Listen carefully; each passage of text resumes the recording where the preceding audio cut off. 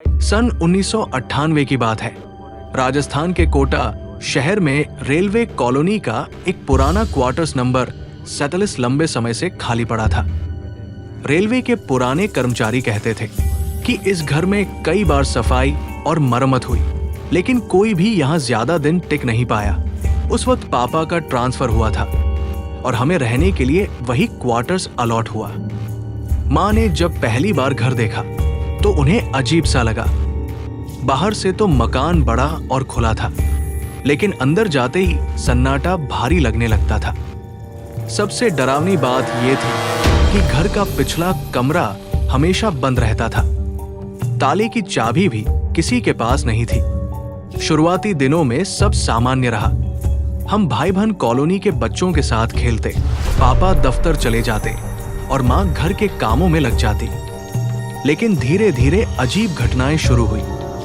रात को जब सब सो जाते तो पिछवाड़े के कमरे से किसी के चलने की आवाज आती, जैसे कोई भारी कदमों से फर्श पर घूम रहा हो।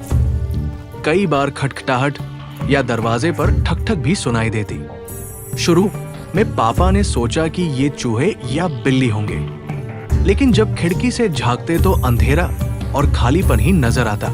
एक रात माँ अचानक चीख पड़ी। उन्होंने कहा कि जब वो किचन में पानी भर रही थी तभी उन्हें महसूस हुआ कि कोई उनके पीछे खड़ा है। उन्होंने पलट कर देखा तो एक साया सा फुर्ती से कमरे की तरफ चला गया। उस रात पहली बार घर का माहौल बिल्कुल बदल गया। पापा ने माँ को समझाया कि ये उनका वहम है, लेकिन माँ जिद करने लगी कि ये घर ठीक नहीं है। कुछ ही दिनों बाद और अजीब घटनाएं होने लगी। माँ को बार बार सपनों में वही पिछला कमरा दिखाई देने लगा, जिसमें खून से लथपथ एक औरत खड़ी होती। मैं और मेरा छोटा भाई पढ़ाई करते करते अचानक घबराकर खिड़की की तरफ देखते, जहां से कभी सरसराहट, कभी किसी के फुसफुसाने की आवाज आती। बिजली कई बार सिर्फ उसी कमरे के आसपास गुल हो जाती। एक दिन पापा ने तय किया कि अब ये राज खोलना जरूरी है। उन्होंने रेलवे के पुराने चौकीदार को बुलाया, जो उसी कॉलोनी में रहता था।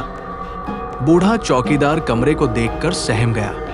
उसने कहा, साहब, ये दरवाजा मत खोलिए, इस घर का बुरा इतिहास है। बहुत पूछने पर उसने बताया कि 1970 के दशक में इसी क्वार्टर्स में एक रेलवे कर्मचारी अपनी पत्नी और बेटी के साथ रहता था, लेकिन पत्नी अचानक गायब हो गई और बाद में उसका शव इसी कमरे से बरामद हुआ। गला कटा हुआ था। आदमी ने दावा किया कि उसकी पत्नी ने खुदकुशी की है, लेकिन मोहल्ले के लोग कहते थे कि उसने ही हत्या की थी। कुछ महीनों बाद वही आदमी पागल हो गया और कॉलोनी में ही मर गया। तब से ये कमरा बंद पड़ा है। पापा ने चौकीदार की बातों को अंधविश्वास मानकर अनदेखा कर दिया। उन्होंने ताला तोड़कर कमरा खोलने का फैसला किया। जब ताला तोड़ा गया तो अंदर घुटन सी हवा बाहर निकली। कमरे की दीवारें सीलन से काली हो चुकी थी और कोनों में मकड़ी के जाले थे। लेकिन सबसे डरावनी चीज थी फर्श पर बने धब्बे, लाल भूरे दाग, जैसे किसी का पुराना खून जम गया हो। माँ ने जैसे ही ये देखा, उनकी हालत खराब हो गई। उस रात से घर में आतंक और बढ़ गया। दरवाजे अपने आप खुलने बंद होने लगे।